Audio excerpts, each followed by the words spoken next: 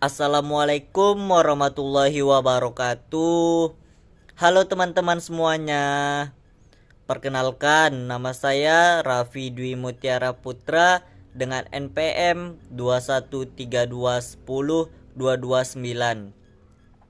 Jadi di video kali ini saya akan membahas tentang pembelajaran bahasa Indonesia dengan mata kuliah Bahasa Indonesia bersama dengan Bapak Asnawi.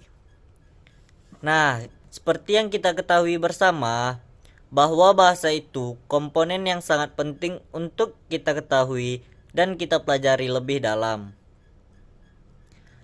Jadi, pada kali ini saya akan membahas tentang bahasa, terbentuknya bahasa, asal-usul bahasa Indonesia, fungsi bahasa, dan hakikat bahasa. Apa itu bahasa? Menurut Kamus Besar Bahasa Indonesia, secara linguistik, sebagai sistem lambang bunyi yang arbiter, yang digunakan oleh suatu anggota masyarakat untuk bekerja sama, berinteraksi, dan mengidentifikasi diri. Bagaimana bahasa itu bisa terbentuk? Ada beberapa faktor yang tentunya membentuk bahasa itu sendiri, baik secara internal maupun secara eksternal. Di dunia ini diperkirakan ada lebih dari 7.000 bahasa. Mulai dari Mandarin yang merupakan bahasa yang paling banyak digunakan, disusul oleh bahasa Spanyol, Prancis, dan juga bahasa Inggris. Kemunculan bahasa untuk pertama kali menjadi sebuah pertanyaan yang menarik. Peneliti bersepakat kalau kemunculan bahasa mulanya tahun 100.000 sebelum Masehi. Menurut Om Noam Chomsky, bahasa muncul pada 60.000 hingga 100.000 tahun lalu di Afrika. Bahasa menjadi sebuah unsur budaya yang pasti ada di setiap peradaban. Keberagaman bahasa yang ada di dunia muncul dari bahasa-bahasa tertua di dunia. Sumerian dan Egyptian yang pertama kali merekam jejak bahasa beserta sistem bahasanya, yaitu sekitar tahun 3200 sebelum Masehi.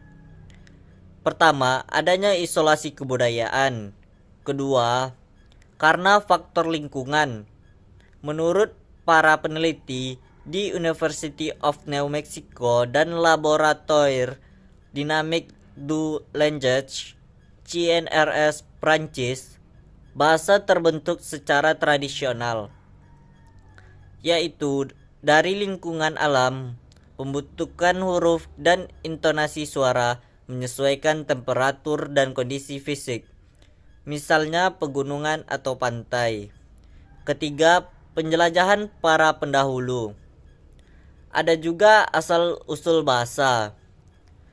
Asal-usul bahasa yang pertama berasal dari bahasa Melayu, karena mudah dikuasai, tidak memiliki tingkatan dalam kebahasan, dan bisa dijadikan bahasa kebudayaan. Kedua, Sumpah Pemuda. Unsur yang ketiga dari Sumpah Pemuda merupakan pernyataan tekad bahwa bahasa Indonesia merupakan bahasa Persatuan Bangsa Indonesia. Pada tahun 1928, itulah bahasa Indonesia dikukuhkan kedudukannya sebagai bahasa nasional. Nah, bahasa Indonesia lalu dinyatakan kedudukannya sebagai bahasa negara pada tanggal 18 Agustus 1945. Karena pada saat itu Undang-Undang Dasar 1945 disahkan sebagai Undang-Undang Dasar Negara Republik Indonesia. Dalam Undang-Undang Dasar 1945 pasal 36 disebutkan bahwa bahasa negara ialah bahasa Indonesia. Ada pula kedudukan atau fungsi bahasa, yaitu sebagai berikut. Yang pertama, bahasa nasional, yaitu pemersatu. Bangsa negara, yaitu bahasa resmi atau jati diri bangsa. Yang ketiga, alat komunikasi antar sesama. Yang keempat, pemersatu bangsa. Dan yang kelima, lambang identitas nasional. Yang keenam, sarana komunikasi pendidikan. Dan yang terakhir, resmi kenegaraan. Bahasa dalam konteks linguistik atau hakikat bahasa, yaitu mengkaji bukan dari sisi fungsi, tapi dari apa itu bahasa yang didefinisikan sebagai hakikat. Bahasa yaitu sistem lambang bunyi yang arbiter yang digunakan oleh para anggota.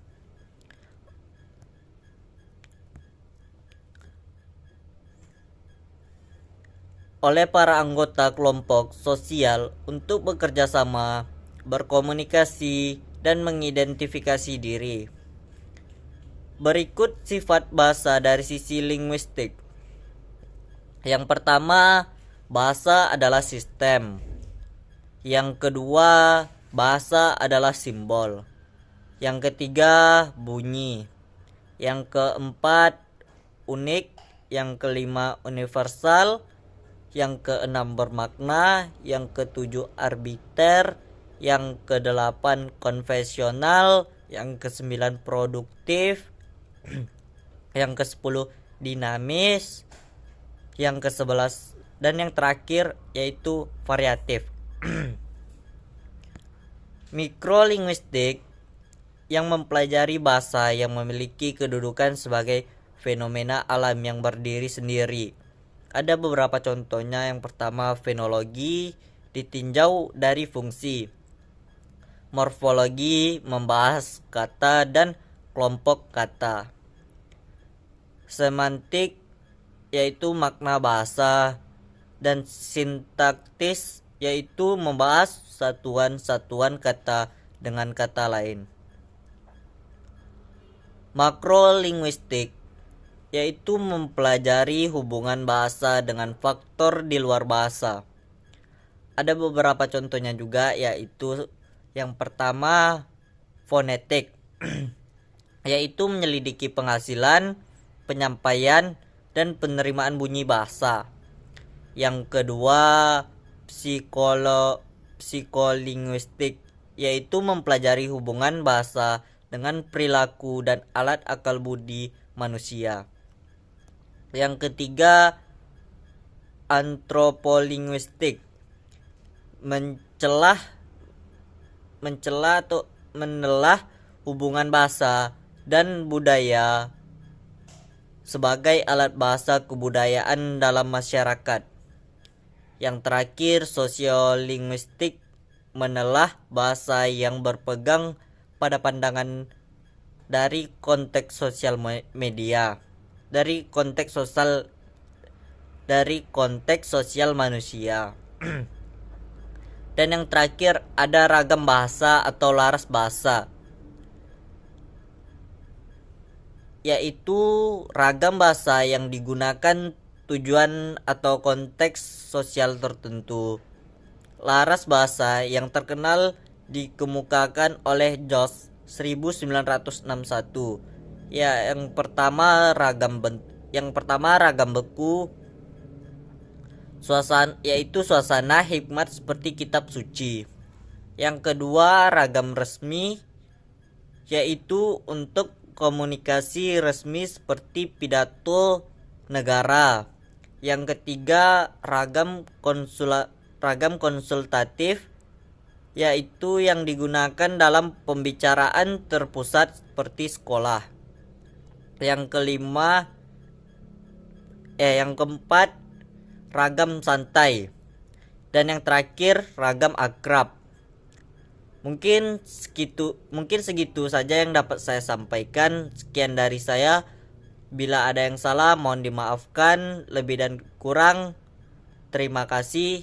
Wassalamualaikum warahmatullahi wabarakatuh.